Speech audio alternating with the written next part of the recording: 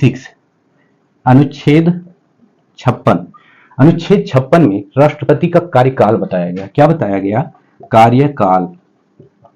राष्ट्रपति का कार्यकाल कहेंगे किस आर्टिकल में है? तो कहेंगे 56 में। अच्छा, इतने सारे आर्टिकल है, याद नहीं होते, ऐसा लोग बोलते हैं, तो इसको ऐसे हम याद किए कि 5 और 6 लिखा है, यानी 5 या 6 साल ऐसे कार्यकाल होते हैं। लोकसभा 5 साल, राज्यसभा के 6 साल। तो जाहिर सी बात है 5 साल राष्ट्रपति, क्योंकि इनकी योग्यता होनी चाहिए लोकसभा सदस्य बनने की, तभी ये राष्ट्रपति बन पाएंगे। इसीलिए इनका कार्यकाल किसमें है? 5 साल का होता है। और किस अनुच्छेद में है? 56 में राष्ट्रपति का कार्यकाल होता है। ये चीज हमारा क्लियर हो गया। अनुच्छेद देखेंगे 57, यानी अगला अनुच्छेद है सत्ता। 57 को पढ़ेंगे तो सत्ता, यानी सत्ता में फिर से आना, पुनः निर्वाचन की प्रक्रिया है, यानी पुनः निर्वाचन की प्रक्रिया इसमें।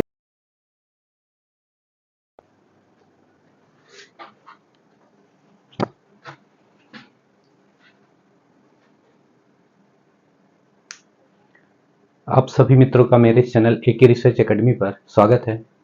फ्रेंड्स, ये आज का सेशन जो पॉलिटिकल साइंस का है, जो है इंडियन का सबसे पावरफुल यूं कहें तो पोस्ट माना जाता है, और इस पोस्ट का नाम है प्रेसिडेंट, यानी राष्ट्रपति।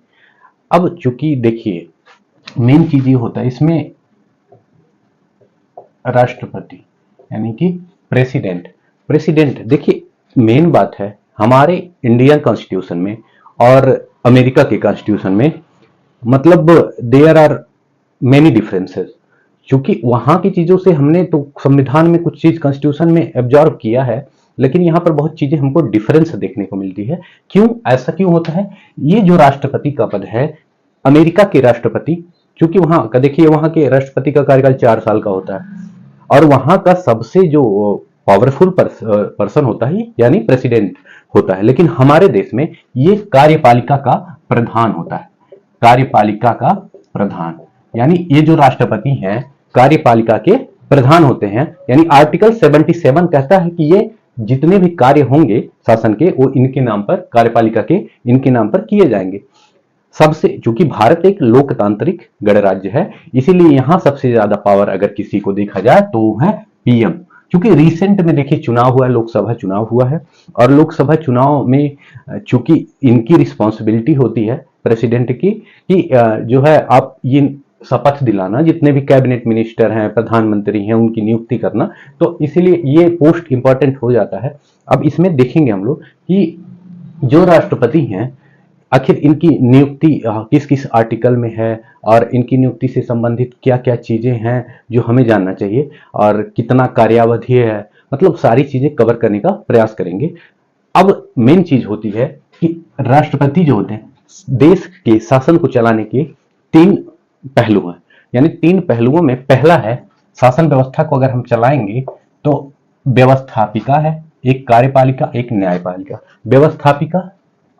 व्यवस्थापिका देश के शासन को चलाने के लिए पहला है व्यवस्थापिका, दूसरा है कार्यपालिका, और तीसरा है न्यायपालिका। अब एक इसमें ये जानिए कि जो व्यवस्थापिका होता है इसका चीफ होता है पीएम, और जो कार्यपालिका होता है इसका होता है प्रेसिडेंट। कौन होता है? प्रेसिडेंट। अब इसमें और जो न्यायपालिका का होता है वो होता है सुप्रीम कोर्ट का सीजे, यानी chief justice of India. Chief justice यानी भारत का इसको कहा जाता है महान्यायवादी। अच्छा, मेन चीज इसमें होती है, अब हम लोग बात कर रहे हैं कार्यपालिका को, तो सबसे पहले इसके बारे में, राष्ट्रपति के बारे में जानेंगे कि यह जो है कार्यपालिका, जो है कार्यपालिका की शक्ति, टोटल कार्यपालिका की शक्ति किसमें निहित है? राष्ट्रपति में। टोटल कार्यपालिका की शक्ति किसमें निहित है? तो महामहिम राष्ट्रपति में। उसके बाद क्या चीज देखना है कि ये जो राष्ट्रपति हैं, राष्ट्रपति जो हैं वो तीनों सेनाओं के सुप्रीम कमांडर होते हैं, यानी सुप्रीम कमांडर, यानी कमांडर इन चीफ होते हैं, सुप्रीम कमांडर होते हैं तीनों सेनाओं के। कौन? तो कहेंगे राष्ट्रपति। और कार्यपालिका के प्रधान कौन होता है? राष्ट्रपति। भारत का प्रथम नागरिक कौन है? भारत का प्रथम नागरिक, भारत का प्रथम नागरिक कौन है? तो कहेंगे राष्ट्रपति हैं। और कार्यपालिका का प्रधान कौन होता है? तो कहेंगे राष्ट्रपति होते हैं। और सुप्रीम कमांडर तीनों सेनाओं के कौन होते हैं? तो कहेंगे राष्ट्रपति होते हैं। और आप देखे होंगे इनका पोस्ट इतना मायने रखता है कि पूरे भारत में बिना नंबर प्लेट की सिर्फ इनकी गाड़ी चलाई जा सकती है, ना कि प्रधानमंत्री तक का भी नहीं चलाया जा सकता। तो आप अंदाजा लगा सकते हैं। हालांकि ये नाम मात्र के प्रधान होते हैं। भारत जैसे लोकतांत्रिक देश में सारा पावर्स जो है प्रधानमंत्री को दिया गया है। अब मेन चीज होती है इनका कार्य क्या है, इनकी नियुक्ति कैसे होती है, और ये जो है मतलब भारत जैसे देश के लिए कितनी भूमिका निभाते हैं इसकी शासन व्यवस्था को चलाने में, ये देखने का प्रयास करते हैं।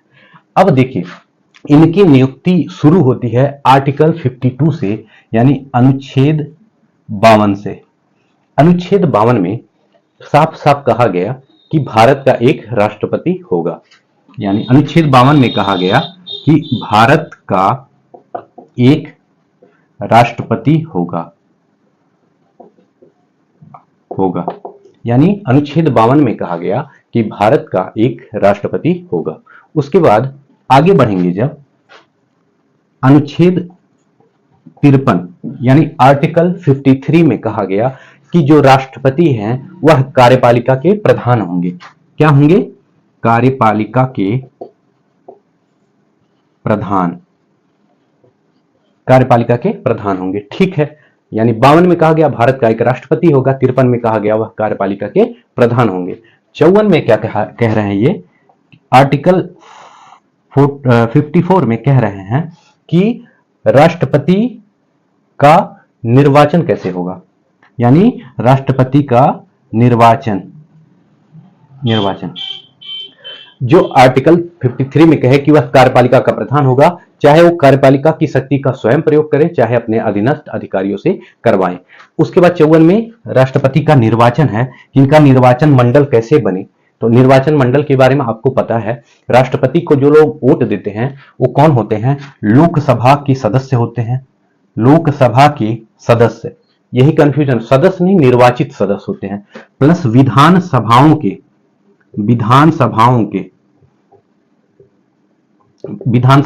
निर्वाचित सदस्य होते हैं। यानी लोकसभा के निर्वाचित सदस्य, विधानसभाओं के निर्वाचित सदस्य। और एक संविधान संशोधन 17वां किया गया, यानी 70वां किया गया। कब किया गया? 1995 में यह लागू हुआ था। इसमें कहा गया कि दिल्ली और पांडिचेरी केंद्र शासित प्रदेश के भी निर्वाचित सदस्य इसमें शामिल होंगे। तो आप जान गए राष्ट्रपति को कौन कौन चुनेंगे। तो इसमें चुनेंगे लोकसभा अध्यक्ष, लोकसभा सदस्य, विधानसभा के निर्वाचित सदस्य। और 17वें संविधान संशोधन 1995 से यह लागू है कि दिल्ली और पांडिचेरी के सदस्य, दिल्ली प्लस पांडिचेरी के सदस्य, यानी ये सब भी वोट देंगे। अच्छा, अब मेन चीज बनती है, राष्ट्रपति का जब चुनाव कोई लड़ता है तो उसको 15,000 रुपए फीस देने पड़ते हैं। कितने? 15,000 जमानत राशि देनी पड़ती है। कितना?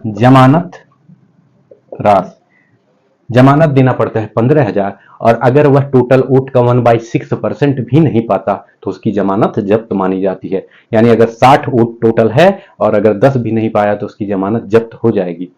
अब आगे देखते हैं इसमें क्या इंटरेस्टेड चीजें हमको मिलेंगी, इनकी चुनाव की रीति। अच्छा, अब आगे चलेंगे, क्योंकि आर्टिकल 54 देखें, अब आर्टिकल 55 देखेंगे तो इसमें निर्वाचन की रीति होती है। आर्टिकल 55 में अनुच्छेद 55 इसमें निर्वाचन की रीति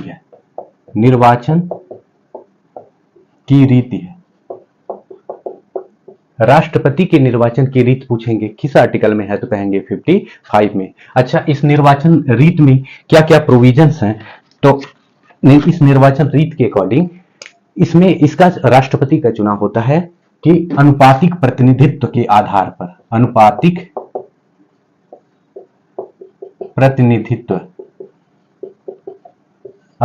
प्रतिनिधित्व के आधार पर इनका चुनाव होता है। और किस पद्धति पर होता है? तो एकल संक्रमणीय मत पद्धति, एकल संक्रमणीय मत पद्धति के आधार पर राष्ट्रपति का चुनाव होता है और अप्रत्यक्ष रूप से होता है, यानी गुप्त रूप से ये चुनाव कराया जाता है, ये प्रत्यक्ष रूप से नहीं कराया जाता। अच्छा, अब ये चीज तो इनके चुनाव से संबंधित हो गया। अगला आर्टिकल पढ़ेंगे, उसके बाद देखेंगे कि ये निर्वाचन मतलब ये इनका काम क्या है और इनकी पावर्स क्या है। तो अब आगे जब बढ़ेंगे तो आर्टिकल 56 अनुच्छेद 56, अनुच्छेद 56 में राष्ट्रपति का कार्यकाल बताया गया। क्या बताया गया? कार्यकाल। राष्ट्रपति का कार्यकाल कहेंगे किस आर्टिकल में है? तो कहेंगे 56 में। अच्छा, इतने सारे आर्टिकल है, याद नहीं होते, ऐसा लोग बोलते हैं, तो इसको ऐसे हम याद किए कि 5 और 6 लिखा है, यानी 5 या 6 साल ऐसे कार्यकाल होते हैं। लोकसभा 5 साल, राज्यसभा के 6 साल।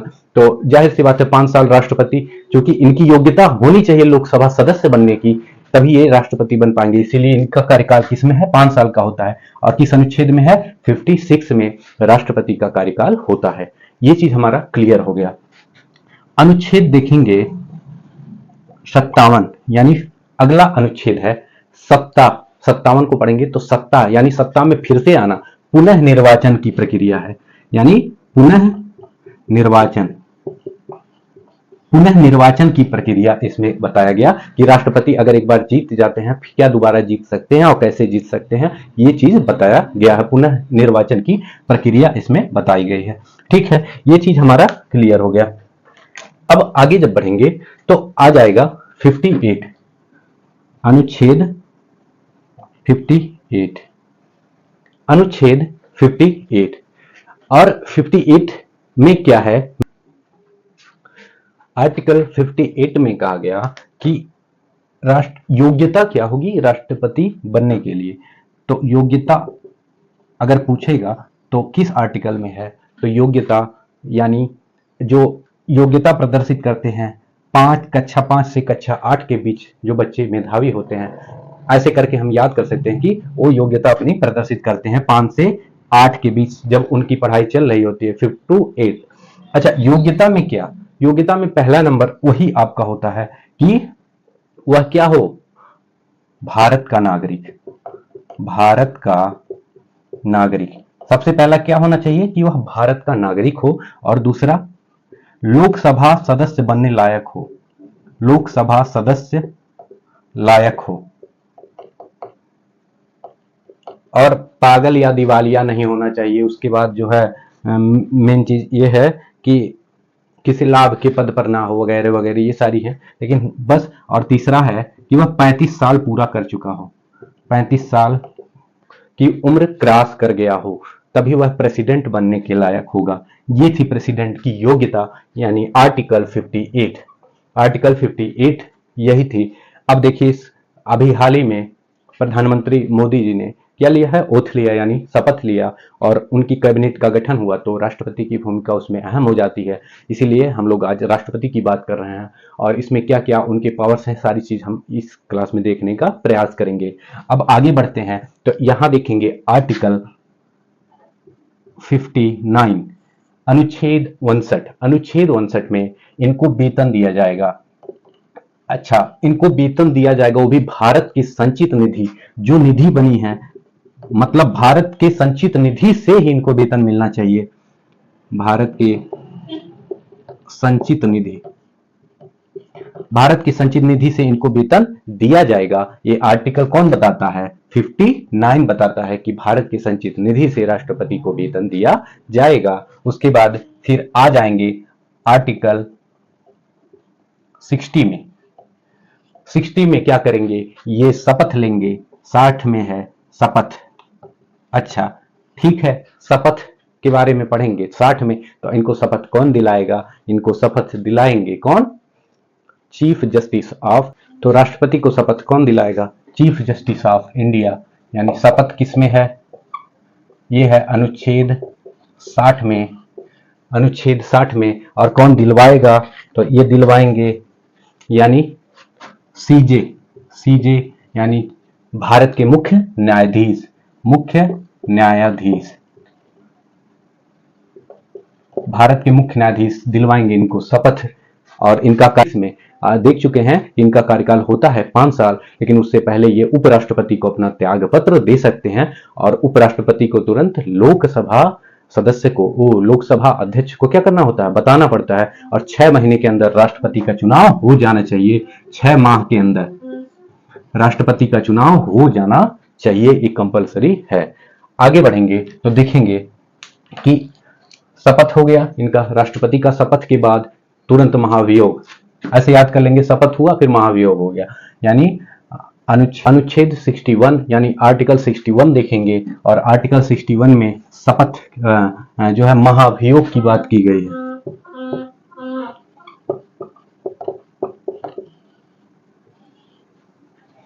अनुच्छेद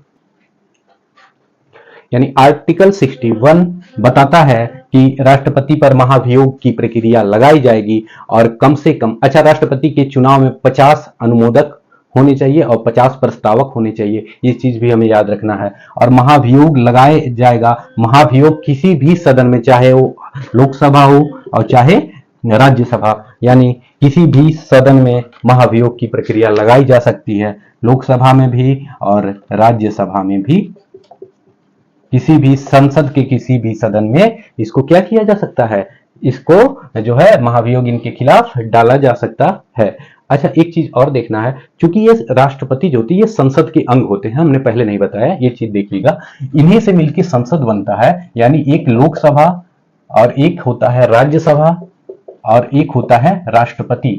तो संसद के अंग हुए कि नहीं हुए, राष्ट्रपति को मिला के ही संसद बनता है, ये चीज अच्छे से याद रखिएगा। उसके बाद अब एक चीज है, ये इतनी अच्छी पोस्ट है कि जब तक राष्ट्रपति अपने पद पर हैं, और आप चाहे वो मर्डर ही क्यों ना किए हों, हालांकि ये विवाह मतलब ऐसी चीजें ऐसी होती नहीं है, लेकिन आप उनको उनकी सीट से नहीं हटा सकते, उनके कार्यों को जो है गलत नहीं कर सकते। तो ये वाकई में अच्छी पोस्ट है। अब लोकसभा जो है, राज्यसभा, दोनों में किसी भी में आप क्या कर सकते हैं, आप इनके खिलाफ महाभियोग लगा सकते हैं। अब मेन चीज होती है इनका कार्य क्या है और इनकी शक्तियां क्या है, इसको जानने का प्रयास करेंगे। तो इनका कार्य में पहले देखेंगे, तो इनका जो कार्य है, कुछ कार्य प्रशासनिक, कुछ विधायिक कार्य। अच्छा, अभी जो कार्य हुआ है वो देखेंगे। तो आर्टिकल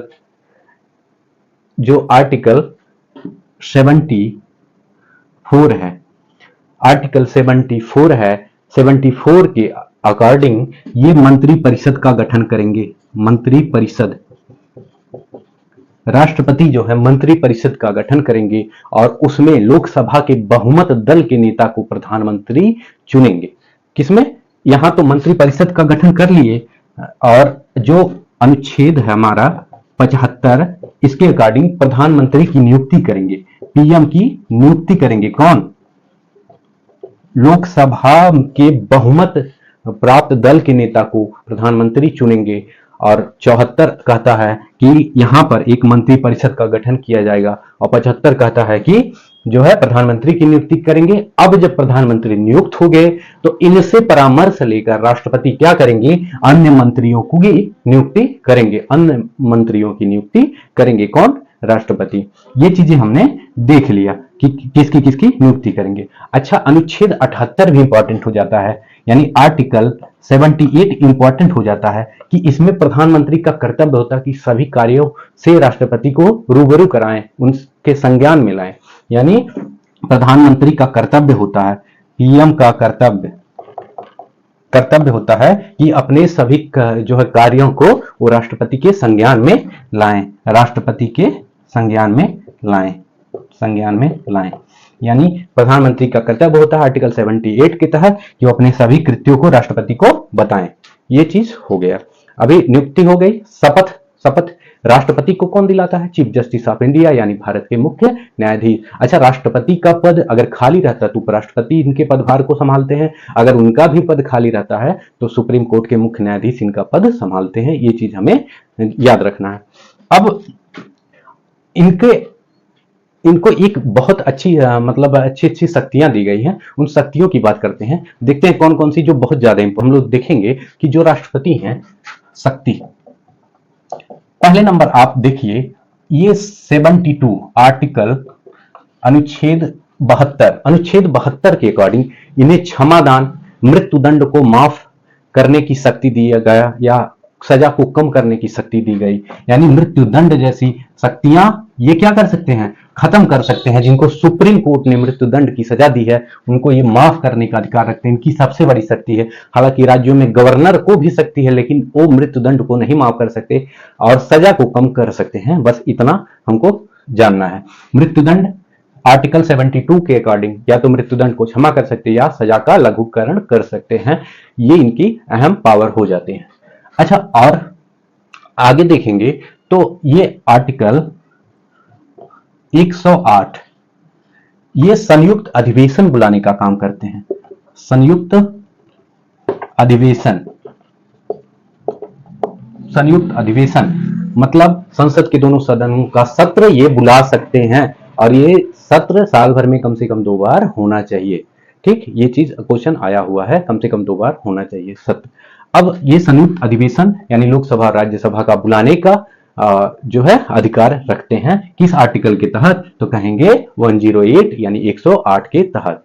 आगे देखेंगे कि कौन सा आर्टिकल इनके लिए इंपॉर्टेंट है। तो अनुच्छेद यानी आर्टिकल 123 इन्हें अध्यादेश जारी करने की शक्ति देता है। अध्यादेश एक कानून होता है। अध्यादेश, क्योंकि देखे होंगे ना कि अच्छा, राष्ट्रपति को महाभियोग जब लगता है तो 14 दिन के पहले उन्हें को सूचित करना पड़ता है। ये चीज भी याद रखिएगा। अध्यादेश मतलब कानून। कोई कानून जब बनकर आता है, दोनों सदनों में पास हो जाता है, तब राष्ट्रपति की अंतिम स्वीकृति मान्य होती है, जरूरत होती है इसकी। तो ये इनको इतना पावर है कि अध्यादेश जारी कर सकते हैं। और इनको ये भी पावर है पूरे देश में मार्शल लॉ यानी कि राष्ट्रपति शासन लागू कर सकते हैं। अब देखेंगे राष्ट्रपति शासन लागू कर सकते हैं कौन, राष्ट्रपति, और किस अनुच्छेद के तहत कर सकते हैं, यह भी हम लोग देख लेते हैं जब याद आ गया तो। इसके लिए आप देखेंगे अनुच्छेद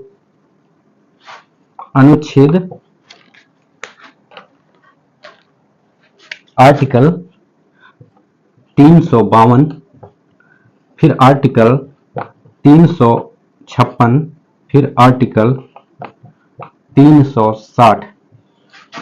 3 चीजें देखेंगे हम लोग, 3 आर्टिकल हम लोग देखेंगे। आर्टिकल 352, आर्टिकल 356 और आर्टिकल 360। 3 आर्टिकल हम लोग देखने का प्रयास करेंगे।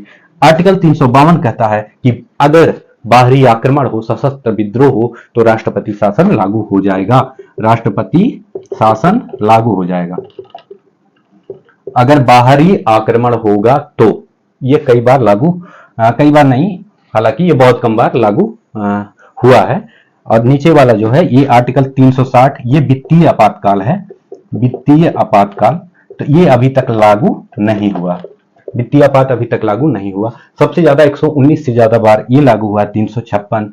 ये जो है मशीनरी तंत्र यानी राज्य के भीतर मशीनरी तंत्र के विफल होने पे जो राष्ट्रपति शासन लागू होता है, यानी शासन तंत्र विफल होने पे, शासन तंत्र जब विफल हो जाएगा तो राष्ट्रपति शासन लग जाएगा। यानी अभी हम लोग देखे हैं आर्टिकल 352, 356 और 360। 352 में बाहरी आक्रमण और सशस्त्र विद्रोह की स्थिति, अनुच्छेद 356 में शासन तंत्र के विफल होने पे, कहीं की शासन व्यवस्था कहीं किसी राज्य की नहीं चल पाई तो वहां राष्ट्रपति शासन जो है राज्यपाल लगा देते हैं राष्ट्रपति से परामर्श करके। अब 360 में वित्तीय आपातकाल, तो वित्तीय आपातकाल भारत में ना आई है, ना मैं कभी मनाऊंगा कि कभी आए, चूंकि भारत के हर नागरिक की जिम्मेदारी ऐसी स्थिति कभी उत्पन्न ना हो। अब ये चीजें हो गया। अच्छा, एक आर्टिकल और बहुत फेमस है, ये है अनुच्छेद 143, जिनमें राष्ट्रपति को यह अधिकार है कि वह सुप्रीम कोर्ट के मुख्य न्यायाधीश से, इससे मुख्य न्यायाधीश से क्या कर सकते हैं, परामर्श मांग सकते हैं। परामर्श जब इनको जरूरत होगा तो ये चीफ जस्टिस ऑफ इंडिया से क्या कर सकते हैं, एडवाइस मांग सकते हैं किसी भी मैटर में जब इनको जरूरत होगा। भी इनके पास इतना पावर होता है, वीटो का पावर होता है। वीटो का पावर मतलब जब कोई चीज नहीं समझ में आता इनको तो अपने विवेक का प्रयोग करके उस प्रस्ताव को क्या कर सकते हैं, अपने पास जेब में रख लेते हैं। उसी को वीटो कहा जाता है कि मतलब वो कुछ नहीं, रिस्पॉन्स ही नहीं देंगे, है ना। हालांकि कुछ विधेयक होते हैं जिनको इनको मानना पड़ता है, और कुछ होते हैं इनको मानने के लिए बाध्य नहीं होते। ऐसी स्थिति उत्पन्न होती रहती है। ये थे राष्ट्रपति। ये जो है आपके अनुच्छेद 19 को भी निलंबित कर सकते हैं यथा समय, अभिव्यक्ति की स्वतंत्रता उसको भी निलंबित कर सकते हैं, और बकिया बहुत सारे अनुच्छेद हैं जो आपातकाल की स्थिति में निलंबित हो जाते हैं। तो राष्ट्रपति का पावर आप लोग जान गए होंगे, उनके कार्य जान गए होंगे, जो है उन किसकी किसको नियुक्ति की है, क्या कैबिनेट की नियुक्ति की है ये भी आपको पता, प्रधानमंत्री की नियुक्ति की है ये भी पता। तो आई होप आपको समझ में आया होगा राष्ट्रपति। अभी अब मेन चीज बचता है कि राष्ट्रपति अब तक कौन कौन थे और उनकी लिस्टिंग क्या थी, और किस राष्ट्रपति के दौरान कौन सा काम हुआ था, ये आपको याद रखना पड़ेगा। उसके बाद आपका पूरा सीरीज पूरा होगा। तो हम पूरा डीपली तो बात नहीं कर पाएंगे। भारत के स्वतंत्र भारत के प्रथम राष्ट्रपति, याद रखिएगा, स्वतंत्र भारत के प्रथम राष्ट्रपति कौन थे? तो कहेंगे डॉक्टर राजेंद्र प्रसाद। कौन थे? स्वतंत्र भारत के प्रथम राष्ट्रपति डॉक्टर राजेंद्र प्रसाद। डॉक्टर राजेंद्र प्रसाद जी थे, जो 2 पंचवर्षीय योजना तक प्रेसिडेंट ऑफ इंडिया रहे। इनसे पहले अगर ब्रिटिश शासित में कहा जाए तो सी राजगोपालचारी थे, जो भारतीय थे लेकिन ब्रिटिश शासन के दौरान थे। उनसे पहले लॉर्ड माउंटबेटन थे। तो ये भारत के प्रथम राष्ट्रपति डॉक्टर राजेंद्र प्रसाद थे। इनको पूछा जाता है तो इनको याद रखिएगा। इसके बाद जो सीरीज होता है राष्ट्रपति का, उनको आप जरूर याद कर रख लीजिएगा। कौन सा राष्ट्रपति निर्विरोध चुना गया? तो नीलम संजीव रेड्डी, ये भी प्रश्न आया हुआ है। और मेन चीजें जो राष्ट्रपति से जुड़ी होंगी, इनका सीरीज जो है आप लोग याद कर लीजिएगा, या किसी एक क्लास में मैं ट्रिक से भी इसको याद करा दूंगा आपको। तो इसमें आप मत ज्यादा टेंशन लीजिए। इससे जो जो क्वेश्चन आए हैं आप इस क्लास को 2 बार देखिएगा, आपके लगभग ज्यादातर डाउट क्लियर हो जाएंगे। इसमें जो बचा खुचा चीज है वो हम लोग अगली क्लास में कवर कर लेंगे।